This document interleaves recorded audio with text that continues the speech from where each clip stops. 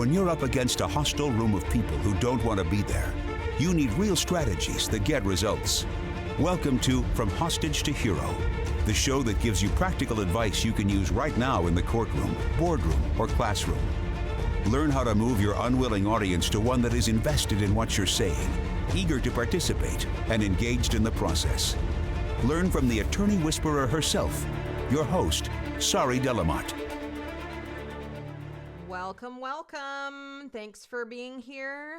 I know that I walk with several of you this morning, so I'm glad that you are on your walk and we are walking and talking. I wish I was there. We could hold hands. We could get corn dogs. No, that'd be weird. I don't like corn dogs. Corn dogs are weird. Kevin loves corn dogs, and my daughter, he's obviously passed that on to her. Y'all, email me and let me know if you like corn dogs, because I'm going to say no to corn dogs. All right. Anyways, I wish I was there. That's the whole point. And sorry about that. Corn dogs. Today we're talking about beware of the negative teaching section. All right. So what am I talking about? Let's talk about the H2H opening template. I won't talk about the whole thing, but I'll talk about the first 3 or 4 pieces. So the first piece number 1, is the hook, right? Which is exactly what it sounds like. We need to hook the jury's attention. That's oftentimes a rule. Other times it's an impactful statement is what we call that, or a compelling statement. It's rarely ever longer than 2 sentences, and most of the time it is 1 sentence. It really just functions to get the jury's attention. The second piece is the teaching section. So this is the section that we're going to talk about today, and this is the section that shows the jury the right way to do something.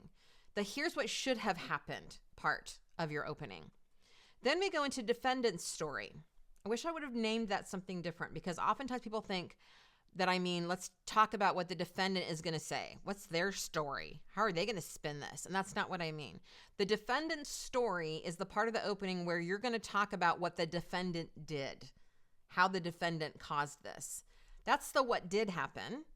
So if you take the teaching section, here's what should have happened, and you line it up with the defendant's story, here's what did happen, the jurors can put 2 and 2 together. So when you get to why we're here, they can say, I know why you're here. You said this was the right way, but then they did it the wrong way. So it's a great way to talk about these 2 pieces together in trials. My favorite 2 pieces in the opening statement. Now, I was working on a med mal case, and there was 3 things that they were talking about, because here's what I talk about in the teaching section. The way you put your teaching section together is, first, you get what we call danger in the air. So after your hook, you say something like, to do your jobs in this case, you're going to have to learn about X. So maybe X is, birth injuries or how babies are born in a hospital, right? And most babies are born just fine. But sometimes, and then you talk about the danger, right? A birth can go wrong. You probably would give more examples, depending on your case. But the point is that the first thing you do in your teaching section, you're saying, here's the danger. And then, I always like the rule of 3s. You go into, here are the 3 ways or 3 things that doctors do to avoid that danger, right? Danger 1, or thing 1, they do this thing. Thing 2, they do this thing. Thing 3, they do this thing. And if you can have those all start with the same letter, great. It doesn't have to, Tom. It doesn't have to. But it's great because it's sticky. And those 3 things are things that the jury can remember when they go back into the verdict room.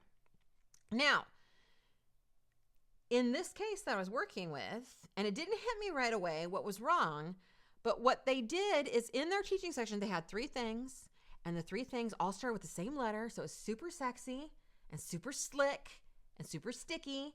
I think that's why I was like romanticized into like not getting why it was hitting me wrong at first. But what they did was, instead of saying, here's the danger and here's the 3 ways to avoid it, they said, here's the danger and here's the 3 things the doctor shouldn't have done. Now, I want you to hear me. That is what we don't want to do, right? Here's the 3 things that they shouldn't have done is very different than here are the 3 things that a doctor does to make sure this danger doesn't happen. Now, let me talk about the difference because it's a slight one, which is why I didn't pick up on it right away. But it is actually big in terms of impact. So here in Oregon, you probably know that it rains a lot, like a lot. Like people don't want to live here because they're like, I love it, it's beautiful, but I could not handle the gray and the rain for like 9 months, which it does. It rains a lot. I love it. I love nothing better than being inside when it's raining really hard, especially in the fall and the leaves are falling and you got, your hot tea and you got your hottie, like my husband, and it's just like cuddles and tea and whatever that might lead to, because you never know what that. Okay, anyways, I'm going off on a tangent, but I love the rain. So hydroplaning is a thing here in Oregon, right? Especially when it's just rained and the oil and the water on the street mixed together. And so I could put together something that says how not to hydroplane, right? So, and now my dad's voice is in my head because he's the one who taught me this. So first thing to avoid hydroplaning is you do not want to slam on the brakes. Okay, because if you slam on the brakes for any reason, even before you hydroplane, that could cause you to hydroplane. So when it's raining really hard, try not to slam on the brakes. You don't want to lock the steering wheel, right? So if you start to hydroplane, you do not want to just hold onto the steering wheel. You want to, kind of go into the skid, kind of same thing with snow. And 3, don't go too fast when it's raining because that could cause you to hydroplane. Now, notice how none of that is how to not have all of that is how to not have this happen, right? Here's how to not have this happen. That is not what a teaching section is about. Because when you think about it, the teaching section is to show the jury how to do something right, not how to avoid doing something wrong. Now, you're like, but they're the same thing. No, they're not. Let's go back to the hydroplaning example, right? So we could talk about how to avoid hydroplaning versus, or we could talk about how to drive safely on wet roads. Just hear the difference. How to avoid hydroplaning or how to drive safely on wet roads. So if I was talking about how to drive safely on wet roads, I would say you want to make sure that you're slowed down. You want to make sure that when you brake that you tap the brakes instead of slamming the brakes. And if you happen to skid, make sure you steer into the skid. Notice how these are things to do versus things to avoid. That is always better in a teaching section. Why? Because when we are telling the jury, here are things to do, we can now frame what the defense did as choices, right? They chose not to do that. They chose not to do the second thing, and they chose not to do the third thing. But when we frame it as, here are the things to avoid, now it's almost like we're subconsciously saying the outcome is nearly guaranteed unless you avoid these things. Versus when you choose to do things the right way, the bad outcome seems like a non-starter. It's like, that's not going to happen. Do you see what I'm saying? It's very slight. But one is like, this is probably going to happen. So to make sure it doesn't happen, do these things, avoid these things. Versus the other one is like, here's the right way to do this so that nothing bad happens. It's a very, very different energy, I guess, is what I'm saying. I mean, with kids, for example, we don't tell our kids to avoid lying. We tell our kids, tell the truth, right? We tell them what to do. It's important to tell the truth. We don't say, make sure to avoid lying. Make sure you don't accidentally lie. It's kind of what that sounds like. We tell them the importance of telling the truth. When we're dieting, it's much better to say, and I don't even love dieting, but I'm saying when we're trying to eat better, we want to talk about what to eat a balanced diet. Make sure you get lots of fruits and vegetables and whole grains versus don't eat Twinkies, avoid Twinkies. Notice how that doesn't really tell me what to do. It just tells me what not to do. Doesn't help me eat better. I can stop eating Twinkies, but then if I'm still eating ding dongs, Same problem, right? When you're training somebody at work, we don't go, here are all the things we don't want you to do.